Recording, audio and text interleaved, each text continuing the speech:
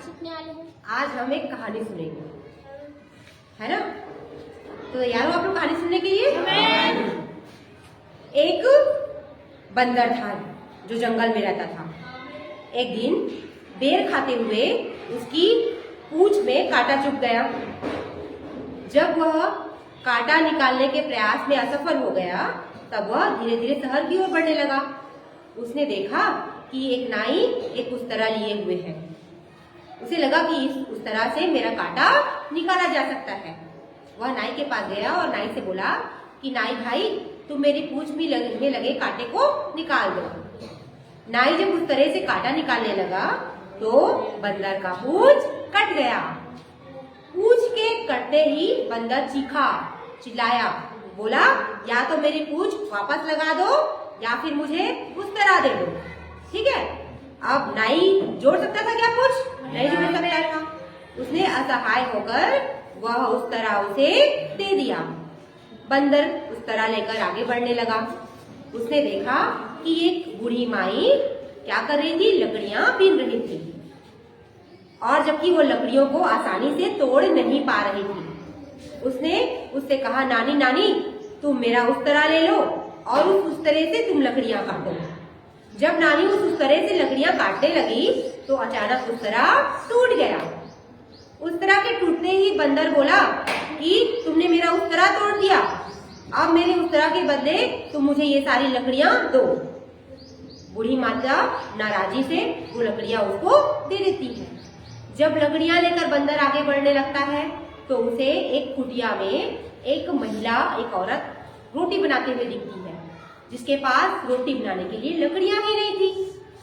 वह उस औरत के पास जाता है और कहता है कि तुम मेरी ये लकड़ियां ले लो और रोटी बना लो।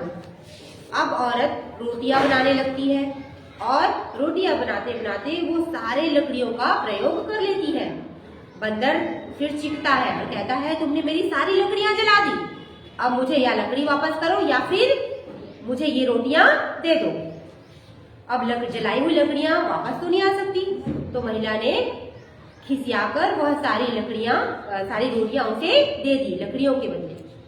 अब बंदर उन रोटियों को लेकर आगे बढ़ने लगा तो उसे एक भूखा आदमी मिला जिसके गले में ढोलक लटका हुआ था। पूछने पर बताता है कि उसने 2 दिन से कुछ भी नहीं खाया है। बंदर उसे कहता है, तुम मेरी ये रोटियां खा लो। तो रोटियां खाते खाते वो सारी रोटियां खा जाता है। बंदर फिर चिल्लाता है ना, और बोलता है कि तुमने मेरी सारी रोटियां खा ली, अब मैं क्या खाऊंगा? मेरी रोटियां वापस दो या फिर ये ढोलक मुझे दे दो।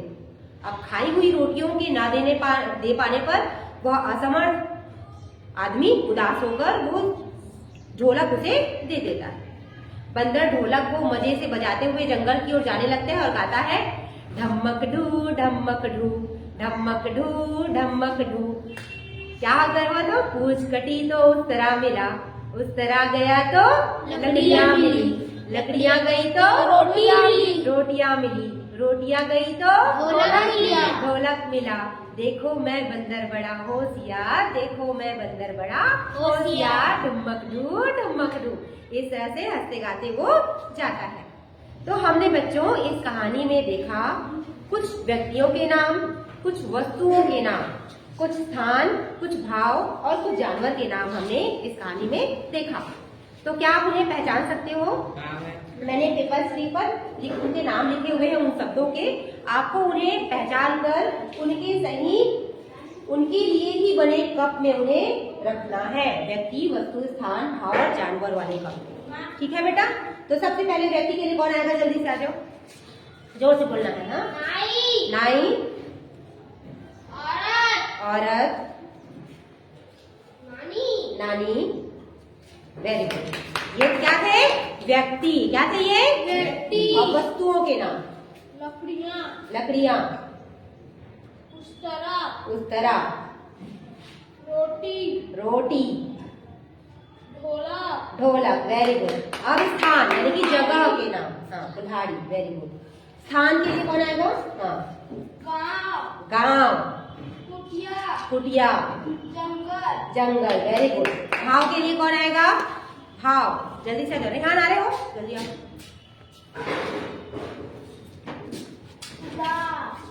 उदास, वेरी गुड।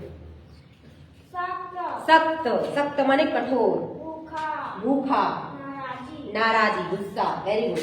अब जानवर बच गया, कौन आएगा? हाँ, बंदर। तो बच्चों आज हमने इस कहानी के माध्यम से व्यक्ति, वस्तु, स्थान, भाव और जानवर को जाना, है ना। तो आज हमारा विषय था सीखने का, आप पूछ रहे थे ना, संज्ञा। अगर मैं संज्ञा को परिभाषित करते हुए गीत गाऊं तो मैं बोलूंगी, नाम बताने वाले शब्द संज्ञा कहलाते हैं, व्यक्ति, वस्तु, भाव, स्थान के नामों से जाने जाते हैं। तो इस तरह संज्ञा की परिभाषा क्या हुई? किसी व्यक्ति, वस्तु, स्थान, भाव और जानवर के नाम को हम संज्ञा कहते हैं। Very good.